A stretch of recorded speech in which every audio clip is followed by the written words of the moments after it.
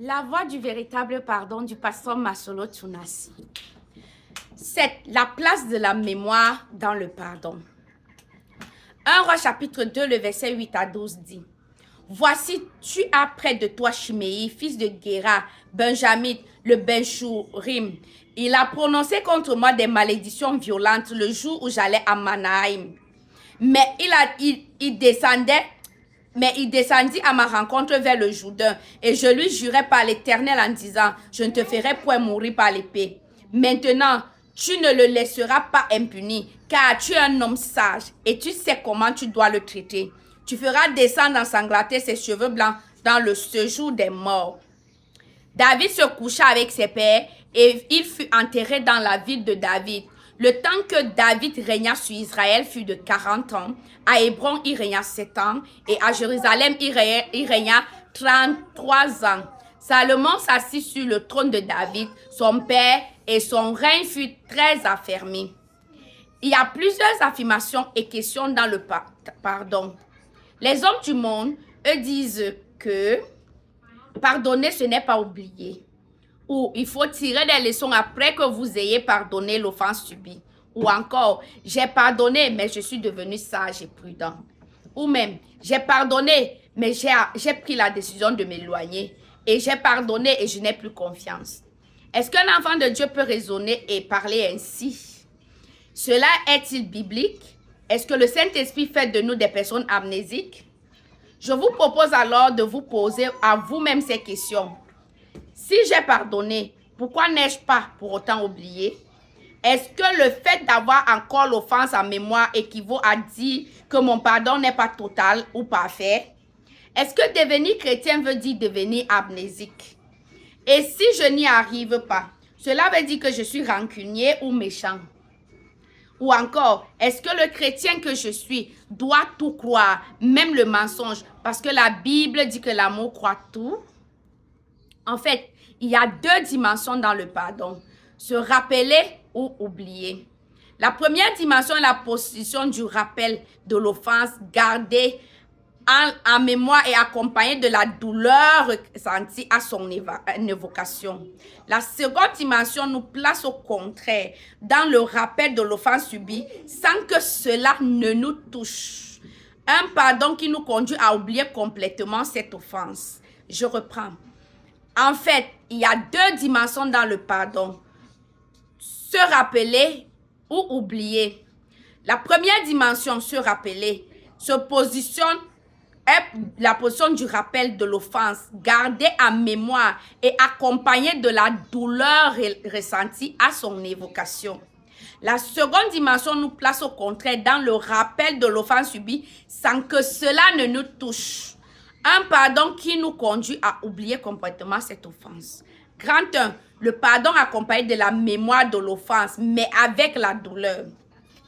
On pardonne, on se souvient et on a mal. Prenons ici le cas de David. Alors qu'il était insulté par Shimei, il lui a pardonné. Alors même que ses généraux ont voulu tuer le Benjamite, David leur recommande de le laisser partir, voyant derrière ce fils de Géra Dieu qui le pousse à l'insulter.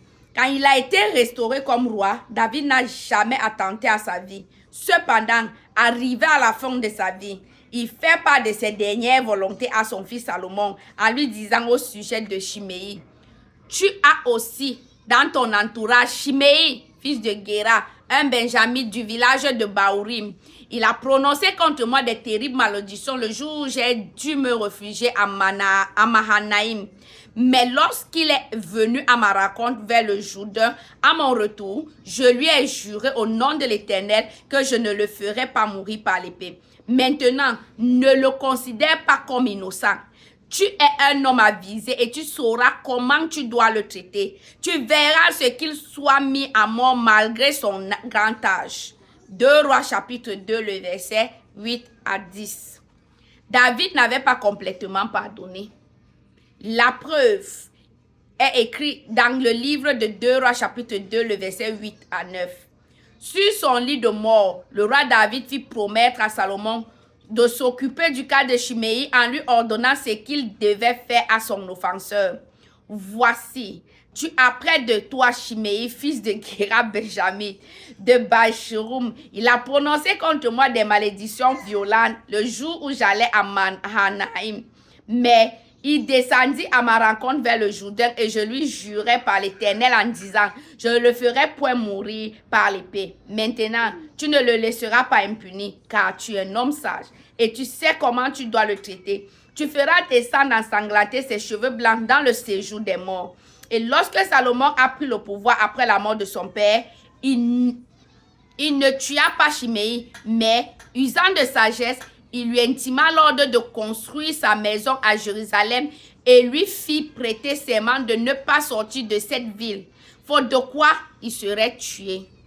3 ans après, Shimei oublia cet ordre. Il partit chercher 2 de ses esclaves qui s'étaient enfuis à Gath. De fait, il sortit de Jérusalem. Salomon fut informé de sa désobéissance et le fut tué. Ce fut sa punition pour du mal qu'il avait fait à son père, le roi David. 1 Roi chapitre 2, le verset 36 à 46. En fait, ce n'est pas Salomon qui a tué Shimei, mais c'est David qui l'a fait à titre posthume. Il y a encore beaucoup de David contemporains. Ils ont pardonné, mais ils se souviennent de l'offense et ils ont mal. C'est un mauvais pardon. Là, ils n'ont pas pardonné de tout leur cœur, puisque c'est un pardon qui prépare une vengeance.